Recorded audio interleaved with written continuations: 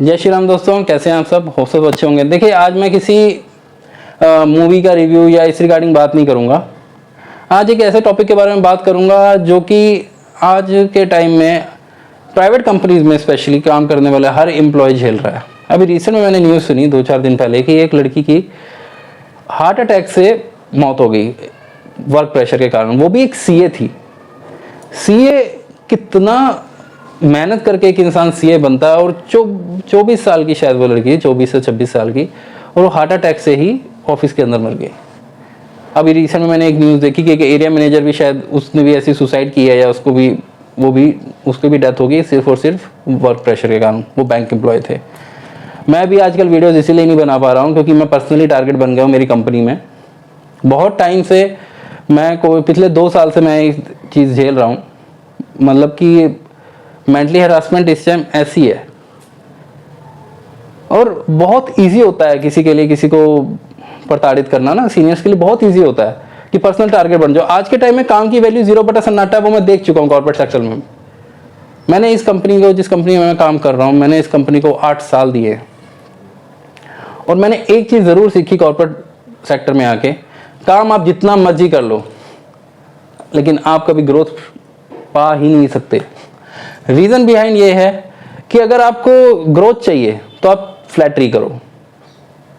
आप बॉस के साथ बैठ के दारू पीते नहीं पीते, उनकी गंदी बातों में हैबिचुअल होते नहीं होते, उनकी हाँ गलत है तब भी हाँ करो।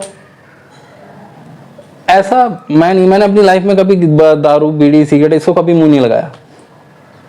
मुझे लगा था जब मैं कॉलेज में था तब मेरा माइंड ऑफ सेट ये होता था कि यार क्यों करना, क्या हो जाता है इससे, कि भाई आप लोग कि भाई यार जॉब में जाना है, लो हर कोई सर्कमस्टेंसेस तो फिर थोड़े बहुत करने पड़ते हैं। एक जॉब ज्वाइन करूंगा, उसमें मेहनत करूंगा, फिर उसमें अपग्रेड लूंगा, ठीक है, अपनी मेहनत से आगे बढ़ूंगा। ये कॉलेज टाइम की थिंकिंग थी कि ऐसा करूंगा वैसा करूंगा।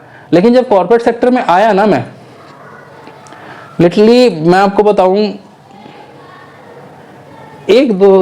मैं 2023 में हमारे एक सितंबर में हमारे एक एम्प्लॉय थे कुलवंत राय, ठीक है। लिटरली एक कोई ऐसा इंसान आपकी लाइफ में कॉर्पोरेट सेक्टर, मेरी किस्मत अच्छी थी, मुझे मिल गए, तभी मैं इस कंपनी में 8 साल निकाल पाया। नहीं तो 2019 में ही मेरा हो चुका था उसी पर्सन के कारण जिसके कारण मैं आज भुगत रहा हूँ। उसका नाम सांगवान है। मैं आगे वाला नाम नहीं लूँगा क्योंकि भगवान से रिलेटेड है, इसलिए मैं उसका नाम नहीं लूँगा, ठीक है। लेकिन पूरा नाम मैं इसलिए नहीं ले सकता क्योंकि भगवान का नाम लेके गाली खुद को ही खानी पड़ती है। इतना मेंटली हरासमेंट इस कंपनी में चल रहा है। उस कुलवंत सर के कारण मैं इस कंपनी में आज टिका हुआ हूँ। लिटरली इतने अच्छे थे। उन्होंने इंजीनियर्स, हम इंजीनियर लेवल पे काम करते हैं, ठीक है। मैंने आज 8 साल दिए और आज सेम लेवल पे ही हूँ। कंपनी कहती है कि लॉन्ग टाइम तक एम्प्लॉय नहीं टिकता, क्यों टिकेगा? मैं अपनी कंपनी से बहुत लगाव रखता हूँ। कंपनी का नाम मेंशन नहीं करूँगा, मैं अपनी कंपनी से बहुत लगाव रखता हूँ, ठीक है। लेकिन क्योंकि मेरी कंपनी सपोर्ट करती है, लेकिन कब हम कंप्लेन करने से भी डरते हैं। रीजन वाई क्या है कि रहना तो मगरमच्छों के बीच में ही है। कब तक झेलेंगे? मतलब जब तक इंसान, जैसे वो लड़की टेंशन से मर नहीं गई या फिर कोई आत्महत्या नहीं कर लेता, तब तक उसके लिए कोई सिंपैथी उठती नहीं है। मैंने यूट्यूब का काम क्यों झूठ बोलूं? मैंने एक तो मेरा शुरू से था कि मैं एक अच्छी चीज समाज में फैलाऊं, मैं अपने अच्छे मैसेज सच्चाई फैलाना चाहता था, और मेरा कोई रीजन नहीं था। मैं मूवीज की रियलिटी बताना चाहता था। मैं एक्चुअली खुद सनातनी हूं, तो मैं इन सब चीजों को आगे बढ़ावा देना चाहता हूं। पैसा मैंने एक बाद में सोचा था, नहीं तो मैं भी झूठ बोल के पैसा कमा सकता हूँ। आज के टाइम में किस टाइप की रील्स आज के टाइम में या किस टाइप की वीडियोस ट्रेंड कर रही हैं, वो बनाना मेरे लिए भी कोई बड़ी बात नहीं है। मैं भी ऊटपटांग गाली वाली दे सकता हूँ मेरी वीडियोस में, लेकिन मैं देता नहीं हूँ। इसलिए नहीं देता क्योंकि मुझे बिलीव है, मुझे इस चीज़ पे बिलीव है, एक दिन मेरी सच्चाई दुनिया को ज़रूर दिखेगी। पैसे की नीड किसको नहीं है? मुझे भी है। क्यों नौकरी में पिस रहा हूँ? इसीलिए पिस रहा हूँ क्योंकि मजबूरी है। घर परिवार चलाना है। कब तक भागेंगे? कब तक माँ बाप के सहारे बैठेंगे? क्या हम लोगों को इंसान नहीं दिखते? और लिटरली मुझे कभी कभार लगता भी है कि इन सीनियर्स को लगता नहीं कि हमारी भी कोई फैमिलीज हैं। ऐसे लोगों के कारण, एक फेवरेटिज्म के कारण, अब एक के कारण सारे इंजीनियर्स को टारगेट कर रहा है। जो उसके सपोर्ट में है उसको क्या नाम है, जो बॉस के चेले के सपोर्ट में होता है उसको ग्रोथ, जो नहीं होता उसको सीधा डाउनफॉल मारो। मेरा बॉस ऐसा है कि मैं उसको बुरा नहीं बोलता, क्यों? क्योंकि वो, मैं उसको क्या बोलूँ, जो बंदा एक के कहने में भड़क रहा है। जब तक कुलवंत राय हमारे असिस्टेंट मैनेजर थे, वो उनको आगे पोक नहीं करते थे।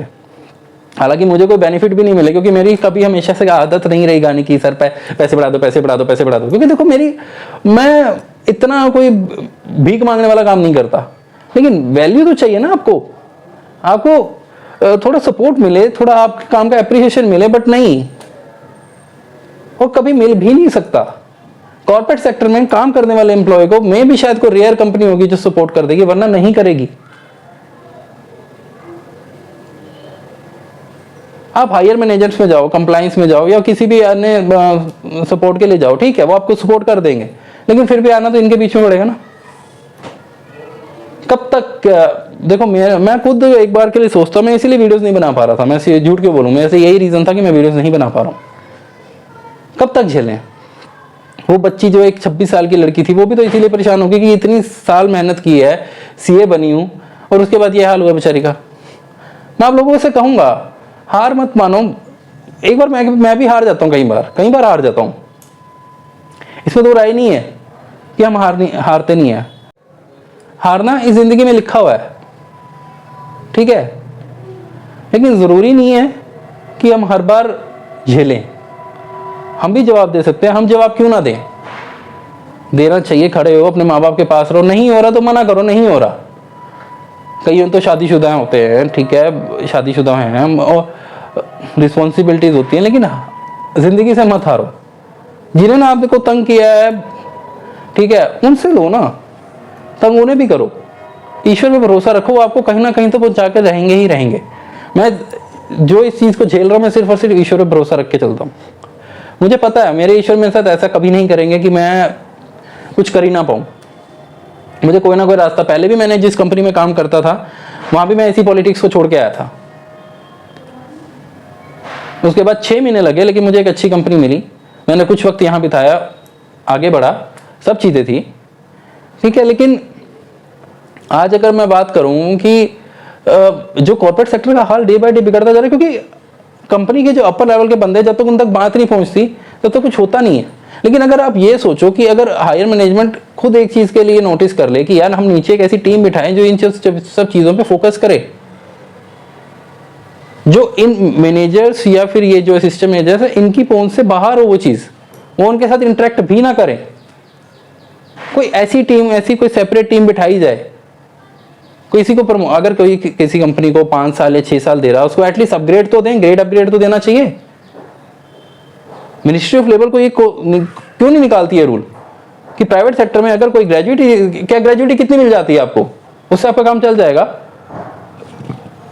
गवर्नमेंट सेक्टर में लोग क्यों भागते हैं? इसीलिए भागते हैं कि जॉब सिक्योरिटी के लिए। हालांकि टेंशन था वहां भी बहुत है, ऐसा नहीं है कि गवर्नमेंट सेक्टर में कोई एम्प्लॉय बहुत बड़ा वो बन जाता है तो पाटे खां, टेंशन है वहां भी है। लेकिन यहाँ पे वहां पे उसे पता होता है कि मैंने अपनी सारी जिंदगी यहीं बितानी है, उसको पता होता है कि मैं इससे आगे कहीं नहीं जाने वाला अब।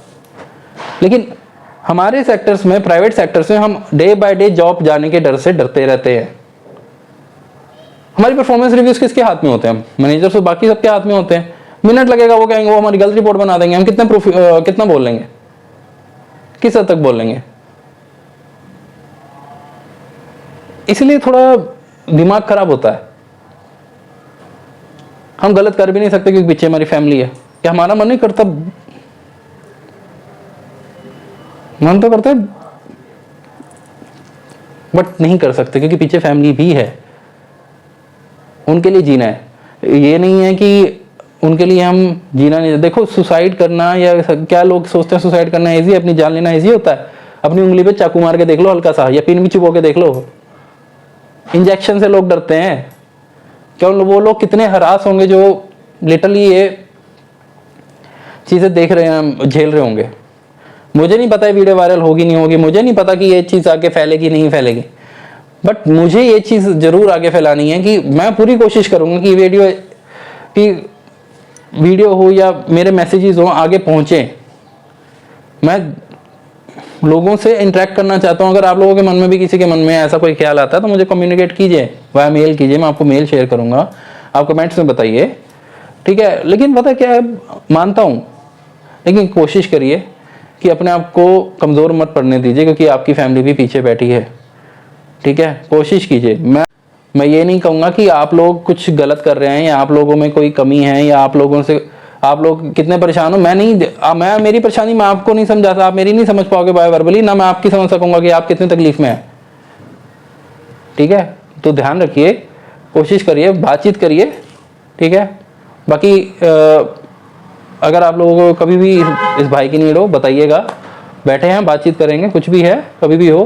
बाकी ये वीडियो मैंने जस्ट बिकॉज ऑफ एक अपनी पर्सनल फीलिंग शेयर करने के लिए कि मैं क्यों वीडियोस टाइम पे नहीं डाल पा रहा हूँ और क्यों मैं इतना फ्रस्ट्रेटेड हूँ कि क्यों मैं टाइम पे काम कुछ नहीं कर पा रहा। अगर आप लोगों का सपोर्ट रहा तो लिटरली मैं तो ये जॉब भी कोई नहीं, मेरे को मन नहीं है, अगर मैंने ग्रोथ करी लाइफ में, आप लोगों का सपोर्ट रहा तो लिटरली मैं भी आगे बढ़ूंगा, ठीक है। और कोशिश करूंगा कि उन लोगों को सपोर्ट करूं जो इन चीज़ों से बाहर आना चाहते हैं, ठीक है।